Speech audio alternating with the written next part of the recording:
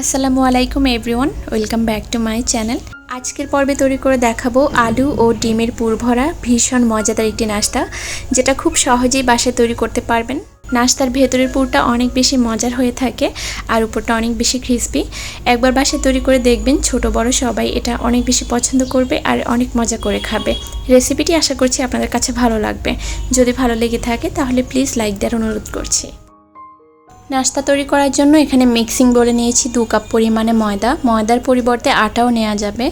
এরপরে নিয়েছি লবণ পরিমাণ মতো। তারপর নিয়েছি রান্নার তেল 1.5 টেবিল চামচ পরিমাণ।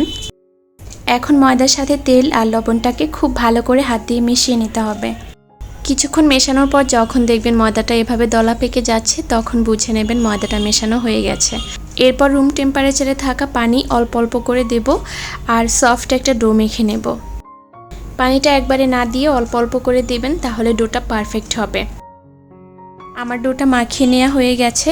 এখন উপর থেকে সামান্য একটু তেল ছড়িয়ে দিচ্ছি, এতে করে ডোটা অনেকক্ষণ পর্যন্ত সফট থাকবে। এখন একটা প্লেট দিয়ে রেস্টে রেখে দিব কিছুক্ষণের জন্য। এখন নাস্তার ভেতরে দেওয়ার জন্য পুর রেডি করব। এর জন্য 3টা ডিম সিদ্ধ করে নিয়েছি আর 3টা আলু সিদ্ধ করে নিয়েছি। এখন একটা গ্রেটার মেশিন দিয়ে প্রথমে আলুটাকে আমি গ্রেট করে নেব।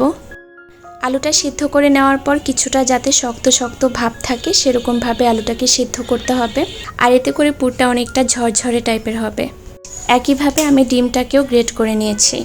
ডিম আর আলুটাকে গ্রেট করে নেওয়ার পর এখন দিয়ে দিচ্ছি পেঁয়াজ কুচি, এখানে 2 টেবিল চামচ পরিমাণ মতো হবে। এরপর দিয়ে দিচ্ছি চাট মশলা 1.5 টেবিল চামচ পরিমাণ।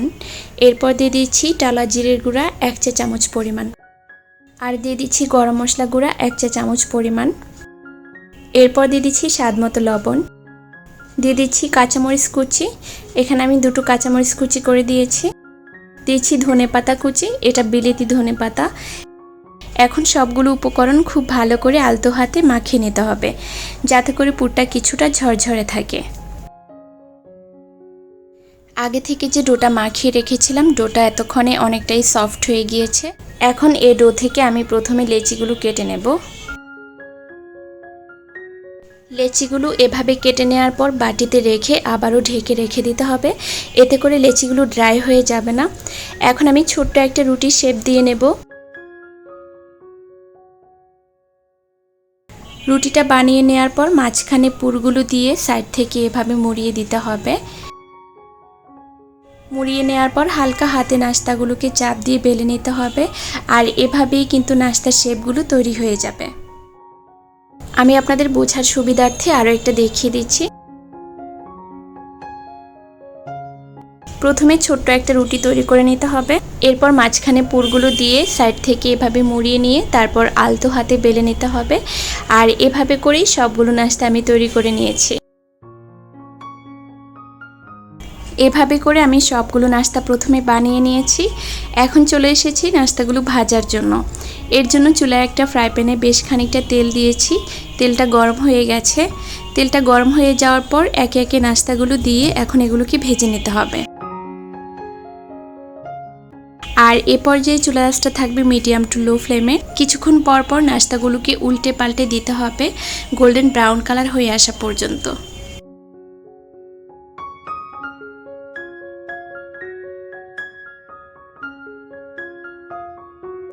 আমার নাস্তাগুলো ভাজা হয়ে গিয়েছে, এখন আমি এগুলো তুলে নিচ্ছি। আর এই তো তৈরি হয়ে গেল ডিম ও আলুর পুর ভরা মজাদার নাস্তা রেসিপি। একবার হলেও বাসায় এভাবে ট্রাই করবেন, এটা খেতে ভীষণ মজার।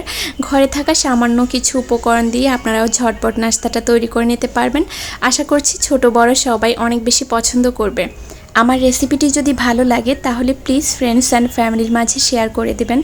আর এরকমই সহজ আর মজার রেসিপিগুলো পাওয়ার জন্য অবশ্যই আমার চ্যানেলটিকে সাবস্ক্রাইব করবেন। আজকের ভিডিওটি এ পর্যন্তই। সবাই ভালো থাকবেন।